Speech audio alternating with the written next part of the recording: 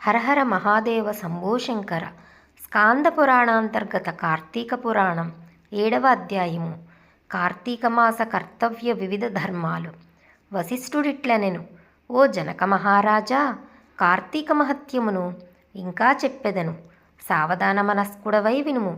కార్తీక మాసమందు ఎవడు పద్మముల చేత పద్మముల వంటి నేత్రములు గల హరిని పూజించునో వాని ఇంటిలో పద్మములందు లక్ష్మీదేవి నిత్య నివాసము చేయును. కార్తీక మాసమందు భక్తితో తులసీ దళములతోనూ జాజి పువ్వులతోనూ హరిని పూజించువాడు తిరిగి భూమియందు జన్మించడు. కార్తీక మాసమందు మారేడు దళములతో సర్వవ్యాపకుడైన హరిని పూజించినవాడు తిరిగి భూమియందు జన్మించడు. కార్తీక మాసమందు భక్తితో ఫలములను దానమిచ్చువాని పాపములు సూర్యోదయము కాగానే చీకట్లు ఎట్లు నశించునో అట్లు నశించును. ఉసిరికాయలతో ఉసిరిక చెట్టు క్రింద హరిని పూజించువానిని యముడు చూచుటకు కూడా సమర్థుడు కాడు. కార్తీక మాసమందు తులసీ దళములతో సాలగ్రామంను పూజించువాడు ధన్యుడగును. ఇందుకు సందేహము లేదు. కార్తీక మాసమందు బ్రాహ్మణులతో కూడా వనభోజమును ఆచరించువాని యొక్క కోటాను కోట్ల పాపాలు నశించును. కార్తీక మాసమందు బ్రాహ్మణులతో కూడా ఉసిరి చెట్టు దగ్గర సాలగ్రామంను పూజించువాడు వైకుంఠమునకు పోయి అచట విష్ణువు వలె ఆనందించుచుండెను. కార్తీక మాసమందు భక్తిచే హరి యొక్క ఆలయమందు మామిడి చిగురలలో తోరణంను కట్టువాడు పరమపదమును పొందును. కార్తీక మాసమందు హరికి అరటి స్తంభములతో కానీ పుష్పములతో కానీ మండపమును నిర్మించి పూజించువాడు చిరకాలము వైకుంఠమందుండును. కార్తీక మాసమందు ఒక్కమారైనను హరిముందు దండ ప్రణామం ఆచరించువారు పాప విముక్తులై అశ్వమేధ యాగము ఫలము పొందుదురు. కార్తీక మాసమందు హరిముందు జపము హోమము దేవతార్చనము చేయువారు తమ పితరులతో కూడా వైకుంఠమునకు పోవుదురు. కార్తీక మాసమందు స్నానము చేసి తడిబట్టతో ఉన్నవానికి చలితో వణుకువానికి వస్త్రదానం చేయువాడు 10,000 అశ్వమేధ యాగముల చేసిన ఫలమును పొందును.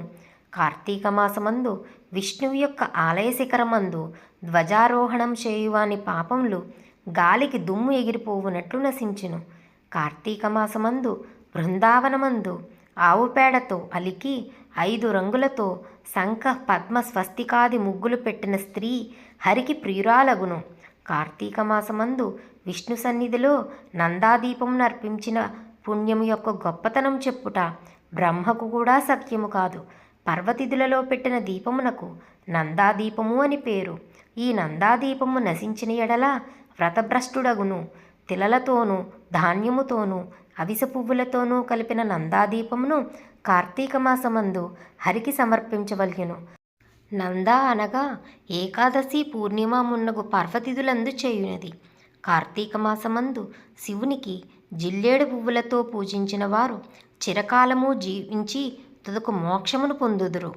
కార్తీక మాసమందు భక్తితో విష్ణాలయ మండపమును అలంకరించువారు హరిమందిరమునకు వెళ్ళుదురు. కార్తీక మాసమందు హరిని మల్లె పువ్వులతో పూజించువాని పాపములు సూర్యోదయానంతరము చీకటి నశించునట్లు నశించును.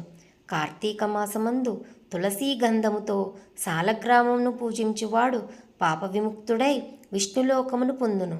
కార్తీక మాసమందు హరి సన్నిధిలో స్త్రీ గాని పురుషుడు గాని నాట్యం చేసిన ఎడల పూర్వజన్మ సంచితమైన పాతకములు కూడా నశించును. కార్తీక మాసమున విష్ణాలయమందు అలంకారం చేయించువాడు వైకుంఠమునందు సాయుజ్యముక్తి పొందును. కార్తీక మాసమందు భక్తితో అన్నదానము ఆచరించువాని పాపములు పెనుగాలిచే గాలికి మబ్బుల వలె విడిపోవును. కార్తీక మాసమందు తిలదానము మహానదీ స్నానము బ్రహ్మపత్ర భోజనము అన్నదానము ఈ 4 ధర్మములను చేయవలెను. బ్రహ్మపత్ర భోజనము అనగా మోదుగ ఆకుల విస్తరిలో భోజనం చేయుట. కార్తీక మాసమందు స్నానము దానము యథాశక్తిగా చేయనివాడు 100 జన్మలందు కుక్కగా పుట్టి తరువాత చండాలుడగును.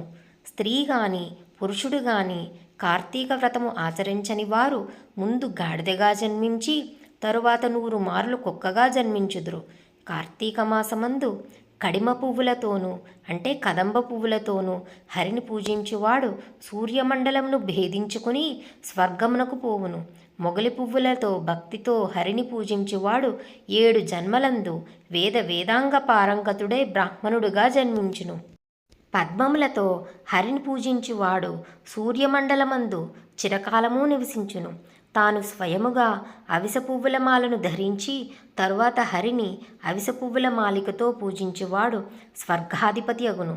స్త్రీలు పూలమాలల చేతను తులసీదళముల చేతను కార్తీక మాసమందు హరిని పూజించిన ఎడల సర్వపాప నిర్ముక్తులై వైకుంఠమును పొందుదురు. కార్తీక మాసమున ఆదివారమందు స్నానం చేసిన ఎడల మాసమంతయు స్నానమాచరించిన పుణ్యమును పొందుదురు. శుద్ధ పాడ్యమి నాడు, పూర్ణిమ నాడు, అమావాస్య నాడు ఈ 3 రోజులు ప్రాతస్నానం చేసిన ఎడల అసక్తునకు కూడా మాసస్నాన ఫలము వచ్చును. అందుకు శక్తి చాలనిచో 1 రోజులు తప్పకుండా మాసమహత్యమును వినినట్లయితే స్నానఫలము కలిగి పాపములు నశించును. దీపములను చూచి ఆనందమునొందువాని పాపములు నిశ్చయముగా నశించును.